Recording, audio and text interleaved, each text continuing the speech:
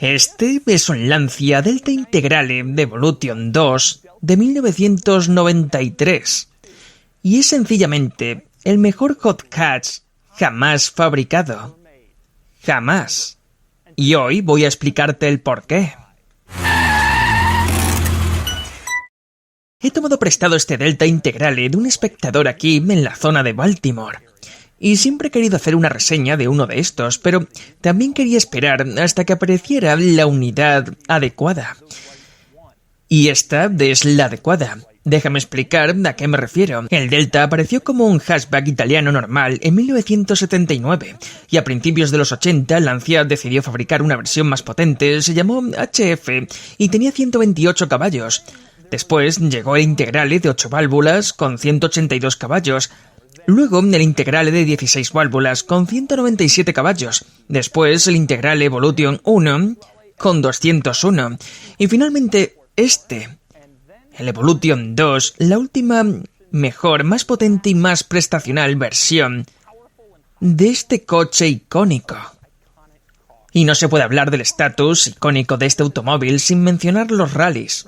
Este es uno de los coches de rally más exitosos de todos los tiempos y ganó el Campeonato Mundial de Rally de Constructores 6 veces.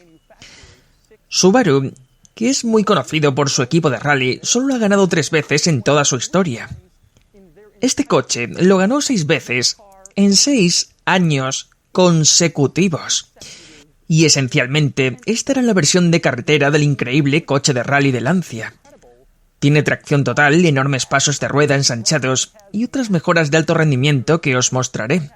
También tenía 215 caballos, lo cual no parece mucho hasta que se considera que este coche pesaba solo 1.315 kilos. Y eso significaba que hacía el 0 a 100 en 5 segundos y medio, exactamente igual que un Ferrari 348 nuevo de aquella época.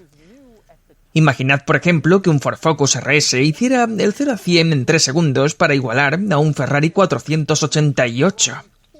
Eso era esto en aquel entonces. Así que hoy voy a llevaros a recorrer este coche y os mostraré todos sus detalles y características interesantes del mejor hot hatch de todos los tiempos, que ahora puede importarse legalmente a Estados Unidos porque ya tenía más de 25 años. Lo sacaremos a la carretera, lo conduciré y después le daremos una puntuación. Muy bien, voy a empezar con los detalles y características del Integrale Evo 2. En el interior, donde entras y de inmediato notas algunos elementos deportivos. Por ejemplo, el volante. Esto no parece el volante de un coche normal. Obviamente es un volante deportivo de Momo, pero es el volante original de fábrica de este coche. Y podéis ver que tiene el logotipo de Lancia en el centro y un círculo plateado alrededor con remaches. Es un volante con una apariencia muy deportiva. Y hay más que eso. Mirad debajo del volante y podrás ver los pedales. Tiene estos pedales de estilo de competición de Sparco. De nuevo son de fábrica en este coche, ya que era la versión más deportiva y por lo tanto tenía los pedales más deportivos. Lo mismo ocurre con los asientos. Este coche tiene unos asientos tipo bucket bastante envolventes y deportivos, algo inusual en un automóvil de esta época, que no fuera un deportivo exótico. Un simple hatchback normal no tenía asientos así en los años 80 y 90, pero este sí. Otro elemento deportivo que se puede ver en el interior es la palanca de cambios. Este coche tiene un Short Shifter, es una de las pocas modificaciones que se le han hecho. Pero también puedes ver que la zona alrededor de la palanca es bastante interesante. Me gusta especialmente el hecho de que pone Delta justo encima de la palanca de cambios y que tiene la letra griega Delta al lado. Y hay otro elemento deportivo en este interior. Está en el techo junto al espejo retrovisor. Se llama Veglia Flash. No estoy muy seguro de cómo se traduciría exactamente, pero es un reloj que también puede utilizarse como cronómetro. Todo lo que realmente hacía era funcionar como cronómetro y si querías podías registrar vueltas pulsando estos botones. Pero eso era el Veglia Flash. Sabían que la gente usaría estos coches en situaciones de conducción deportiva, así que pensaron, ¿por qué no darles un temporizador? Ahora bien, otra cosa que notas al entrar en este coche es la presencia de la marca HF. De hecho, si miras las alfombrillas, puedes ver que pone HF y aparece un elefante. HF era la división deportiva de Lancia en aquella época, algo así como BMW M. HF significaba High Fidelity, de manera similar a como los equipos de sonido de alta fidelidad eran mejores que los equipos normales. Los coches HF debían ser mejores que los coches normales, al menos esa era la idea. Pero lo extraño es el elefante. Quizás os preguntéis de qué se trata. Bueno, cuando estaban buscando un animal para representar la marca HF, algo parecido al caballo de Ferrari o al toro de Lamborghini, cuentan que alguien sugirió un elefante. Y la reacción fue... ¿un elefante? Pero los elefantes son lentos. La teoría era que sí, un elefante es lento, pero una vez que empieza a moverse es muy difícil detenerlo. Y por eso eligieron al elefante como símbolo de la marca HF.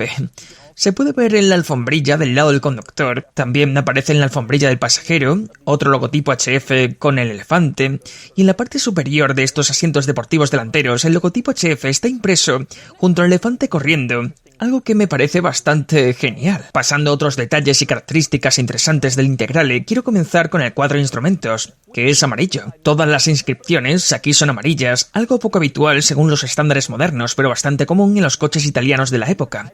Ahora bien, aquí hay algunos detalles extraños, como era de esperar. Uno de ellos es que el tacómetro gira en dirección contraria. Podéis ver el 0, luego el 90, y cuando acelero la aguja se mueve en una dirección que no esperarías. Es un poco raro. También me gusta el hecho de que cuando el freno de mano está activado, el testigo no permanece simplemente encendido. En lugar de eso, parpadea periódicamente para recordarte que el freno de mano está puesto.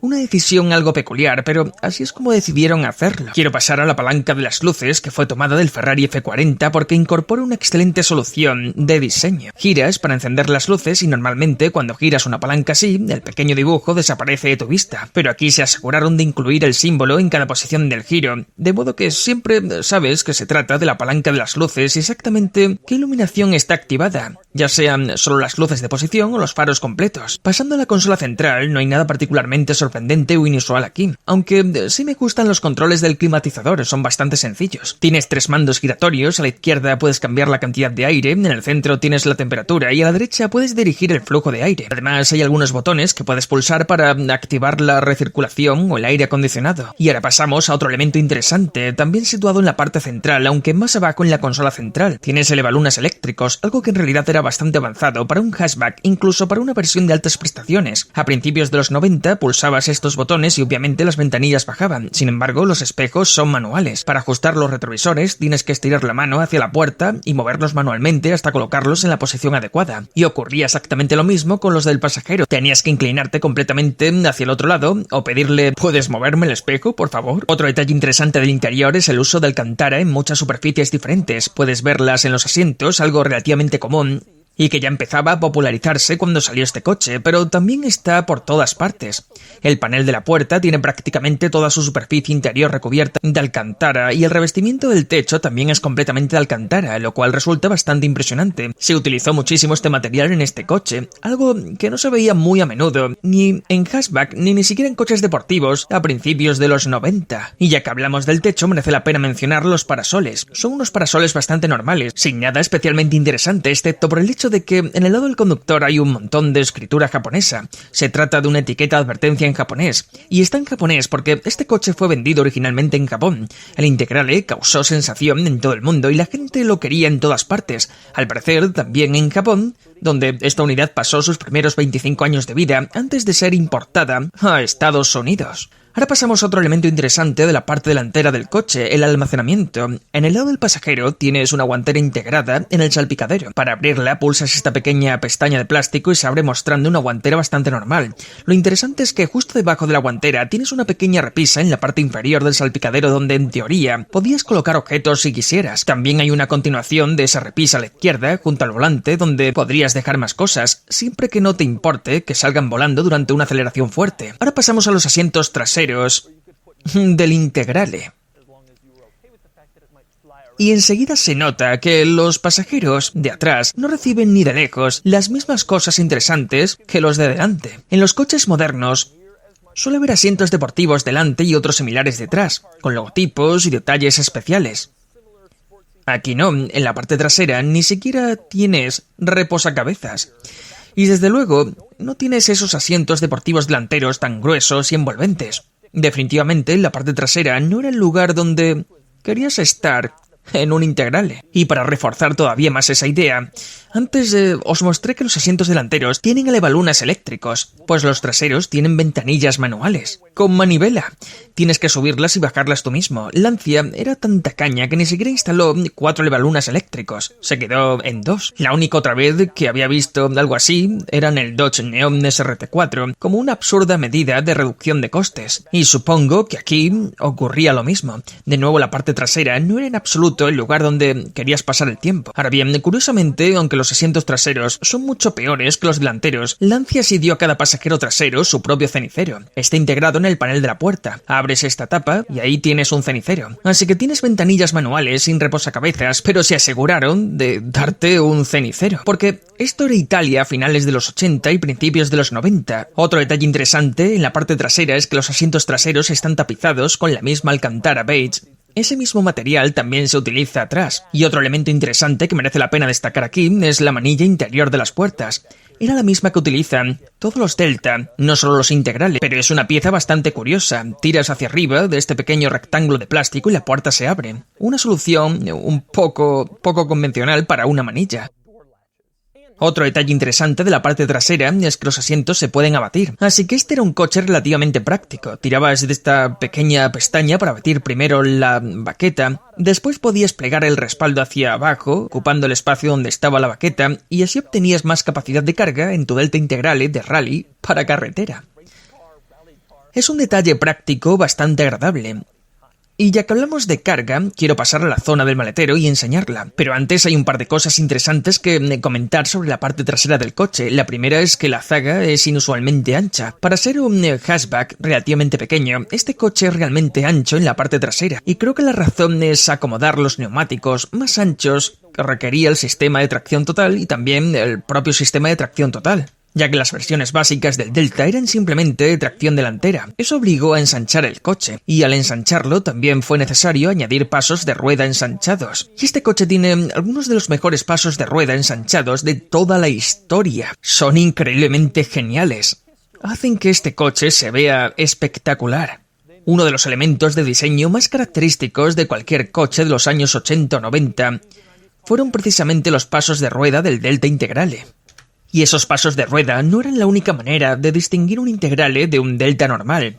Otra muy importante, especialmente en los modelos Evo 2, es este alerón situado cerca del techo en la parte superior del portón trasero.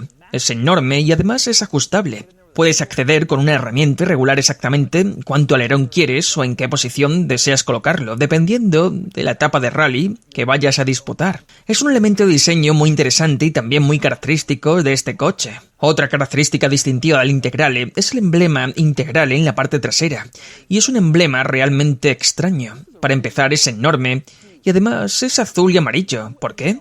La verdad es que no estoy muy seguro.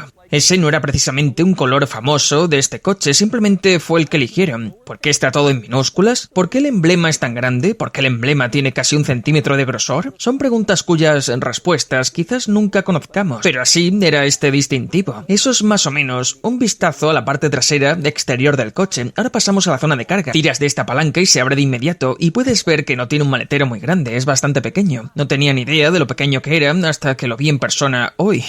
Pero este coche mide solo 153,5 pulgadas de largo, lo que significa que es apenas 2 pulgadas más largo que un mini de 2 puertas. Y este tiene 4 puertas, lo que explica, en parte, por qué el maletero es tan pequeño.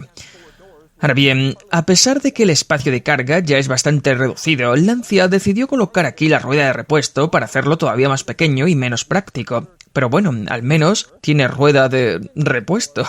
Aquí atrás también hay una luz interesante. Es la luz que ilumina el maletero cuando estás metiendo cosas. Y noté que no funciona. Giras y no se enciende. Así que pensé que estaba averiada, pero en realidad no está rota. Está diseñada para encenderse únicamente cuando los faros del coche están encendidos. Así que una vez enciendes los faros, giras esta luz y entonces se ilumina. Lo que significa que no puedes rebuscar en el maletero, en la oscuridad, a menos que el coche esté encendido y los faros también lo estén. Una curiosa decisión de diseño. Pero esto es Lancia de finales de los 80 y principios de los 90. Y el último elemento interesante que encontramos aquí atrás, dentro de estas bolsas de cuero, es un juego de herramientas y un gato para cambiar la rueda. algo bastante común en los coches italianos de esa época, y en algunos casos incluso hoy en día. Ahora nos movemos al lateral del coche y quiero hablar de las llantas. Cuando Lancia fabricó por primera vez una versión deportiva del Delta, fue como si metieran un pie en la piscina de los coches de altas prestaciones. Con los años lo fueron mejorando cada vez más y al final se dieron cuenta del icono en que se estaba convirtiendo, así que le dieron auténticas características de coche de rally. Tenías el gran alerón, los enormes pasos de rueda ensanchados y estas llantas, que imitaban las del verdadero Delta Integrale de rally. Siguen siendo una de las llantas más impresionantes que había visto en la industria. Son muy distintivas y, una vez más, parecen llantas de rally adaptadas para la carretera, encajando perfectamente con la estética de este coche, y son de mis favoritas de todos los tiempos. Otro detalle interesante aquí es la tapa del combustible, o mejor dicho, el hecho de que realmente no existe una tapa. En lugar de eso, introduces la llave en esta pequeña cerradura y retiras el tapón del depósito. Y ahí está la boca de llenado. No hay una compuerta que cubra todo esto, simplemente está el tapón y la apertura expuestos en el exterior del coche. Y aunque ya lo mencioné antes, tengo que volver a hablar de los pasos de rueda ensanchados. Son increíblemente geniales. El Lancia Delta normal parecía simplemente un hatchback italiano corriente y bastante mediocre de la época. Solo con ensanchar los guardabarros transformaron por completo el aspecto del coche. De nuevo, era algo funcional, necesitaban sacar las ruedas hacia afuera para montar neumáticos más anchos y la tracción total. Pero el resultado es espectacular. Siempre me ha encantado especialmente el ensanchamiento delantero de este coche, porque claramente no querían crear una puerta específica, así que simplemente termina de forma abrupta. No queda tan bien como podría, pero aún así transmite robustez, agresividad y carácter. Y una vez más transformó este coche de un hatchback normal a uno de los mejores de todos los tiempos. Y hablando del guardabarros delantero, hay otro detalle interesante aquí. Puedes ver otro emblema HF, esta vez con 4 elefantes corriendo para reforzar aún más la idea de que esta era la marca del elefante corredor. Y hay otro emblema HF más en la parte frontal, también con otro de elefante corriendo. Era claramente el animal con el que estaban comprometidos, utilizado para transmitir el propósito y la identidad de estas versiones de altas prestaciones. Y finalmente llegamos al compartimento del motor. Primero quiero mencionar cómo se abre el capó. Como en la mayoría de los coches hay una pequeña palanca en el reposapiés del conductor. Tiras y luego vienes aquí y lo abres. Y como puedes ver, el capó está articulado en la parte delantera, por lo que se abre al revés de un capó convencional. Después colocas una varilla de soporte y queda abierto. Entonces puedes ver el motor de este coche y se trata de un 4 cilindros turboalimentado de 2 litros y, como dije antes, desarrolla 215 caballos y alrededor de 230 libras de torque, y para su época se consideraba una auténtica bestia. No había hatchback con este nivel de potencia ni con tracción total. Estaba claramente por encima de todos los demás. Una mejora específica de los modelos Evo 2 fue que Lancia pintó de rojo la parte superior del motor. Puedes verlo aquí, con las líneas plateadas sobre la tapa. Eso le daba una apariencia muy similar a la de un Ferrari. El Ferrari también hacía algo parecido en aquella época, por lo que el motor tenía un aspecto bastante exótico. Pero básicamente así era el motor en la versión final y definitiva del Lancia Delta Integrale. Y así son los detalles del Delta Integrale Evoluzione 2. Ahora es momento de salir a la carretera y ver cómo se conduce. Muy bien, conduciendo el Integrale Evo 2. Tengo que decir que he querido conducir uno de estos desde que supe de su existencia, y debo admitir que este es exactamente mi tipo de coche. Me gustan los coches pequeños, relativamente pequeños, que no son excesivamente potentes, pero que tienen la potencia justa. El E30 M3, el Serie 1M, son el tipo de coches que más me gustan. Y este encaja perfectamente en esa categoría. Quiero decir, hace un 0 a 100 en 5,5 segundos. Me parece una cifra fantástica. No es absolutamente rápido como para perder el control, pero tampoco tan lento como para resultar aburrido. Ya sabes, ese suele ser el equilibrio con estos coches. Bien, tomando las primeras curvas con este coche, puedo decir que es exactamente todo lo que siempre he querido de un coche. La dirección se siente fantástica, es perfecta. Y el coche es tan pequeño, el tamaño de un Mini Cooper. Pero imagina un Mini Cooper moderno, sin ayudas electrónicas, sin exceso de carrocería y sin todo el equipamiento adicional de seguridad. Eso sería esto. El Mini Cooper que muchos desearíamos que existiera. La aceleración es bastante buena, es muy divertido, tiene una velocidad razonable, pero la aceleración solo cuenta una pequeña parte de la historia. La dirección es maravillosa. Puedes lanzar este coche a las curvas con toda la confianza. Es perfecto. Me encanta, me encanta. Se siente tan capaz de ser llevado al límite y divertirse. Dios mío, es perfecto, perfecto de verdad. Creo que le vendrían bien unos 50 caballos más, especialmente vacas revoluciones. Tienes que esforzarte un poco para sacar toda la potencia, pero esa es realmente mi única queja. Por lo demás, este coche... La dirección tiene un peso tan perfectamente calibrado. Siento que podría mover este coche con facilidad en cualquier situación. Creo que sería el coche perfecto para disfrutar en carreteras estrechas, reviradas y llenas de curvas. La dirección transmite una conexión extraordinaria. Y a diferencia de muchos coches exóticos de esta época, no es demasiado pesada. El propietario me dijo que hoy en día los buenos ejemplares se venden por $60,000 a $70,000, lo cual es una cantidad enorme de dinero. Pero cuando lo conduces empiezas a entender por qué este coche es tan codiciado. Obviamente es una leyenda de los rallies, obviamente tiene un aspecto espectacular y obviamente no fabricaron demasiadas unidades. Pero todo eso representa solo la mitad de las razones por las que este coche es tan divertido. He conducido muchos coches este año, algunos extraordinarios, y este es uno de los mejores coches que he conducido este año sin duda. No tengo ninguna duda. El propietario me comentó que casi nadie sabe realmente qué es ni lo aprecia, y eso es totalmente cierto. Voy conduciéndolo por la carretera y por supuesto, si yo viera uno de estos circulando, de hecho vi uno una vez en Italia hace unos 6 años y me volví loco. Pero a la mayoría de la gente corriente no le importa en absoluto. Para ellos es simplemente un coche, un hatchback viejo sin más. Y quizás eso forme parte de su encanto. No tienes que mantener esa conversación en cada gasolinera. ¿A qué te dedicas? ¿Quieres intercambiarlo por algo? En lugar de eso puedes simplemente disfrutar y tener esas conversaciones solo con aficionados de los coches. Tiene una sensación en la dirección absolutamente perfecta cuando tomo curvas. Lo digo en serio, estoy sorprendido de lo bien que se siente. Ni demasiado ligera, ni demasiado pesada. Es perfecta, en muchísimos aspectos, sin subviraje. De verdad que no lo entiendo. Qué gran trabajo hicieron con el coche. Y así era el Lancia Delta Integrale Evo 2, que probablemente sea el hatchback más especial de toda la historia. Puede que no sea un deportivo italiano de 2 plazas, muy bajo, ancho y con motor central, pero sigue siendo un exótico italiano y es uno de mis coches favoritos de esta época. Y ahora es momento de darle una puntuación. Sumándolo todo, la puntuación total es de 58 de 100, lo que lo sitúa aquí frente a algunos hatchback deportivos modernos y también frente a otros coches de finales de los 80 y principios de los 90. Es increíble y más que casi cualquier otro coche que haya analizado.